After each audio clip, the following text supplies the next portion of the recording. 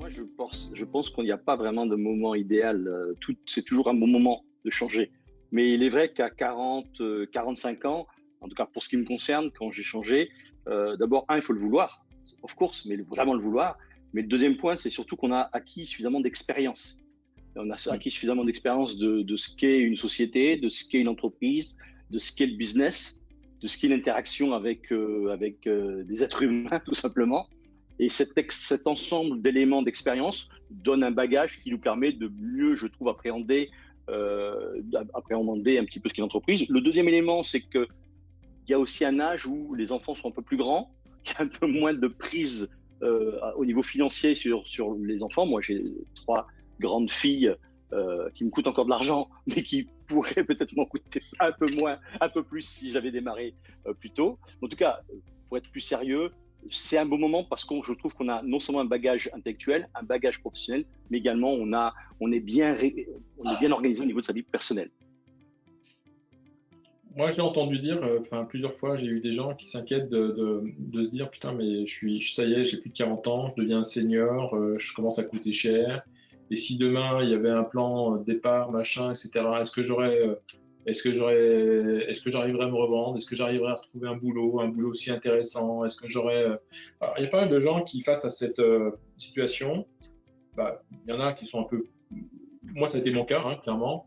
Moi, je me suis dit, il y a une société qui veut se débarrasser de collaborateurs en donnant un chèque, etc. Moi, j'ai levé le doigt, j'ai dit, ok, je suis partant et je suis partant pour créer ma boîte. J'ai pas envie de chercher un boulot. J'ai envie de créer mon propre boulot, j'ai envie de travailler et de faire plaisir, de travailler pour vraiment des sujets qui m'intéressent.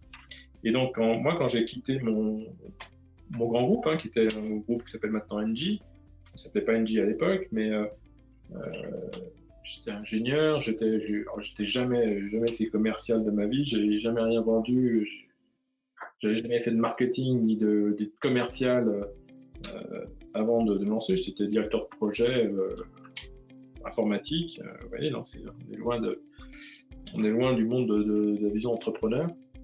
Et donc, moi je me suis dit, voilà, franchement, ça m'inquiétait de me dire, putain, demain, on sait pas ce que ces grands groupes peuvent devenir. J'ai pas envie de me retrouver en situation de devoir chercher du boulot. Waouh, j'avais été faire comme ça pour m'amuser, entre guillemets. J'avais été faire des salons et je voyais des gens qui faisaient la queue pour un rendez-vous. Mais c'était l'horreur. Je suis rentré, je dis à ma femme, mais jamais je vais vivre ça, jamais. Quelle horreur. La queue pendant des heures pour un entretien qui dure 5 minutes et on a un numéro, on a un truc, on rappellera peut-être. Waouh. Mais jamais je vais faire ça. Donc ça, c'est vraiment quelque chose, c'était un coup de pied aux fesses et je me suis dit, oui, je vais créer ma boîte. C'était le bon moment pour moi de me dire, voilà, j'ai la maturité, j'ai l'expérience, Bon, après, je me suis lancé dans un truc où je connaissais rien. Faut être clair, je veux dire, moi, j'étais, certes, l'informatique, je connaissais, mais le marketing digital, je connaissais rien. J'avais jamais été commercial, j'avais pas de réseau, j'avais pas ce que c'était qu'un client, quoi. J'avais jamais vu un client en vrai. Et voilà, donc c'est pour ça qu'il faut se lancer, il faut pas avoir peur. Enfin, je veux dire, des clients, ils sont et je suis pas le seul dans ce cas-là, dans les autres franchisés WSI à s'être lancé sans avoir jamais eu de parcours commercial. Alors Jean-Pierre, donc moi j'ai appris sur le tas, comme on dit.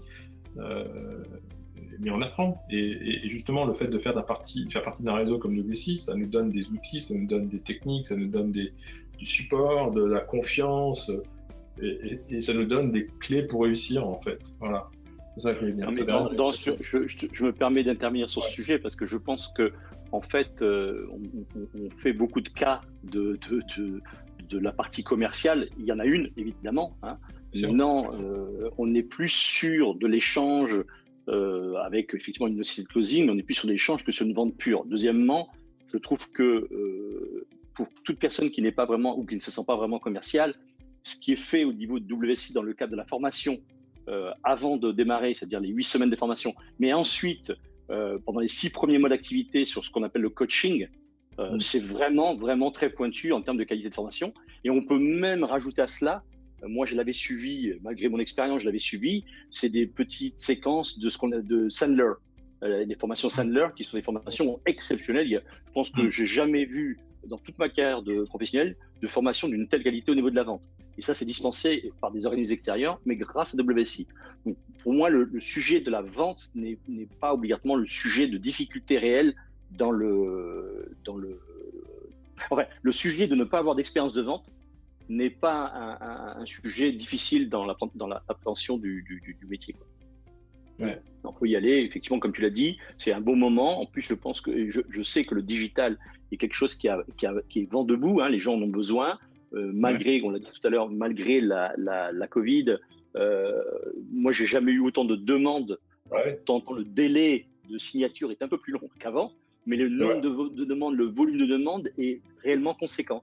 Et on est plus à trier les gens en fonction du sérieux de leur projet que de se dire ah mon Dieu, j'ai personne qui m'appelle, le téléphone jamais, quoi. Voilà. Donc on est à un bon moment. Vous êtes à un bon moment si vous avez 40 ans et plus, voire même moins d'ailleurs. Et après la question essentielle, c'est bon, est-ce que je me sens l'âme d'entrepreneur et d'y aller? Et là, c'est ça. Let's go, quoi. C'est ça. On le sait que quand on se jette, hein. On le sait quand on se jette. On connaît à Nice, on sait que l'eau est pas assez chaude, qu'on a mis le pied dedans. Ben, c'est pareil.